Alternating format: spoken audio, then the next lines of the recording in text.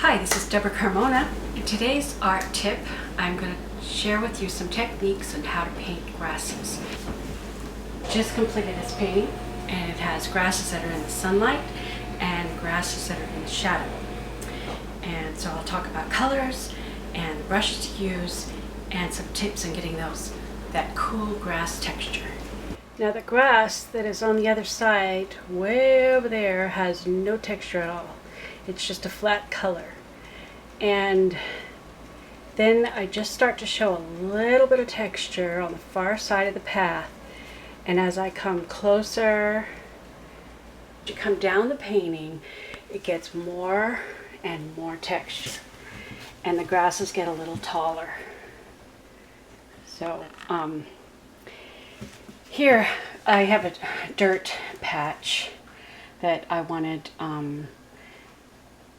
some grasses mixed in there because they always have a irregular edge, and I added some little patches of grass there too, and I put shadows under the bases of the edges of the grass because the grass actually is taller than the dirt, so there ought to be a shadow there. Okay, over here I have shadows. Originally, when I started off, I started with a very abstract because there was so much detail in just to get the foundation laid, and I really loved the afternoon light coming in from the left and the shadows that it cast on the path, and that would really help me to really show this path and to give some depth to it. So I had painted everything with a very abstract. Here's the bottom that haven't got the grasses on yet, but you can see how abstractly I painted in various shades of green to create these shadows, which are reflections of the trees. Later I decided that we needed to have a dirt patch, so I wound up keeping the same pattern but just painted on top of it more of a blues where the shadows are and the beige dirt color where the light shines, and mixing in some highlights and a little bit of texture, and then I'm blocking in a little bit of grasses around the edges because I wanted a really rough edge. Okay, I want my warm colors right down the middle because I want this to be very leading right into that path, and over on the right I've got more shadows, so I'm using some very cool colors, lots of blues mixed in with the greens, some very dark and very subtle greens on this side, a little bit on the cooler side. And my fan brush is a great brush for doing grasses. This one is really soft and the hairs are very fine, and it really doesn't work as well. This one has got stiff bristles and it's very rough. I really like this brush. It's the best. This is so much better to work with. It's got a long handle. This is a shorter handle. The fan brush, you would use it like this. You could do it a couple of ways. You can just dab it like this to put some foundational colors. The background are very short and you have less texture. So here you would just kind of touch, just barely touch as you put on your colors. And I used this scene, I used the shadows of the trees to help define the space that's in this. And when you want to pull up grasses, you want your paint to be very thin. So add water to your mix, and then you just grab it and just pull up. Now it's rounded, so you don't use the whole length of it or you'll get like a funny curved shape. Now, you see there's patterns of light and shadow. This is a shadow of a tree, and this is where the sun is catching it, and another shadow of the tree. So that I use those lights and darks to my advantage. So it helps the grasses to show up. So I'll use light colors crossing over the dark, and I'll use dark colors crossing over the light. I put some darks in here. So I just pull it up a little bit. Those light colors show against the dark. And it kind of creates texture of grass. Being very gentle. This takes a long time, but this brush really makes it pretty easy. Thin. When you're first starting off and you're putting a foundation, it can be thick. It can be thick. And then when you want to pull up grasses, you want your paint to be thinner as you pull up. Let's talk about colors. Where you want the sunlight to hit, you have a yellow-green, very warm mixture. When you get down into the shadows, you have more blues. And to get those really dark greens, mix a red with the green, and it kind of looks brown on your palette, but when you go to put it up there, it just makes a really dark green. It is almost a brown base. And even in my dark shadows, I have some highlights with some blues and some cooler tones. You want to keep cooler colors in the shadows and warmer colors in the sunlight where the highlights are. Forgive my palette. My palette is a mess.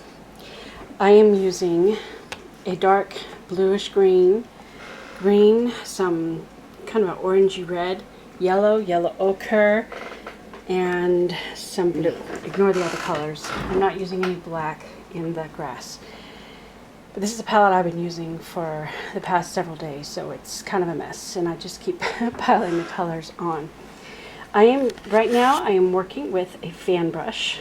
I love the fan brush. It's a very stiff brush. And right now I have a mixture of green, and I use yellow ochre to kind of gray the color a little bit so it's not too bright. And I've got some blue mixed in it, and I use this in my, let me see if I can see how I do this. And I just touch it and just pull up a little bit. These are, you can see it's a very soft blue. Probably should have the camera set steady on the tripod to do this. My hand is in the shadow. Don't hit too hard. So just a gentle touch. I just kind of bounce around. I want lots of this. It's sort of a highlight. It could be like the light reflecting off the pond, but it's on the cooler shade. I just gently touch. Now my shadows go down this way, but I want the grass to stand up that way so that this part looks flat. The bank does go downhill, but I want this middle of it to look flat. So I try to make my grasses stand up tall. Let me reload. I switch my colors often. I'm going to a darker blue-green mix, and I want to go into close to my shadow areas. And this is sort of a medium green, so I can actually mix it in a little bit with just some gentle touches where it's actually light. Because I like to have a lot of colors in every area so that the whole painting is very interesting. So I'm just gently touching, and I'm keeping my brush flat, this way flat, kind of going at it like this, little punching motions, but not too hard.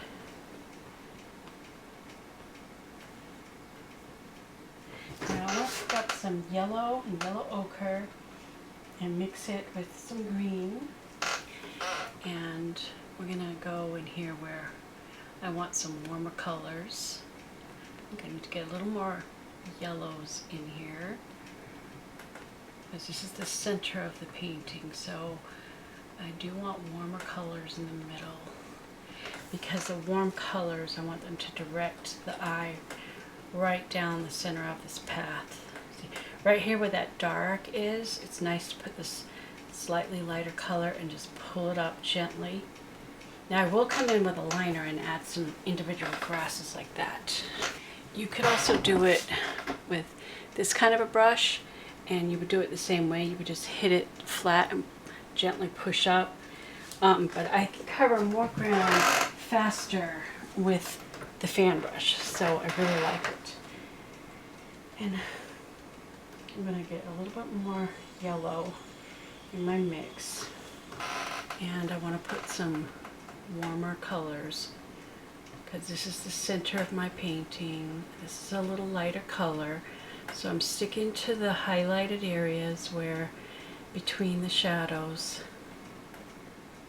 and I do like to bounce around a little bit because you don't want to stay in one area too much because you'll wind up putting too much color in one spot.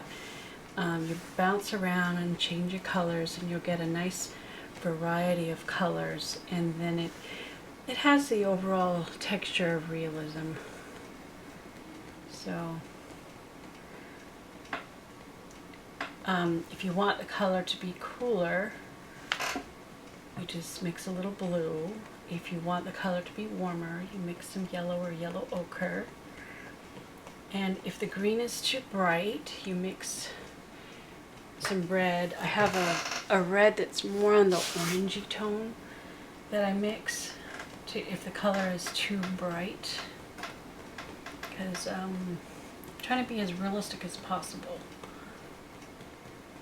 But you can get so lost just doing this.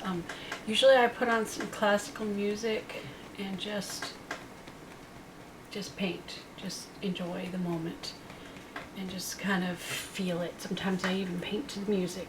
Now I can't have music now because YouTube has rules about using copyrighted material, and I'm not a musician. I wish I were. I love music. Wish I could play the piano. Maybe someday I'll take lessons.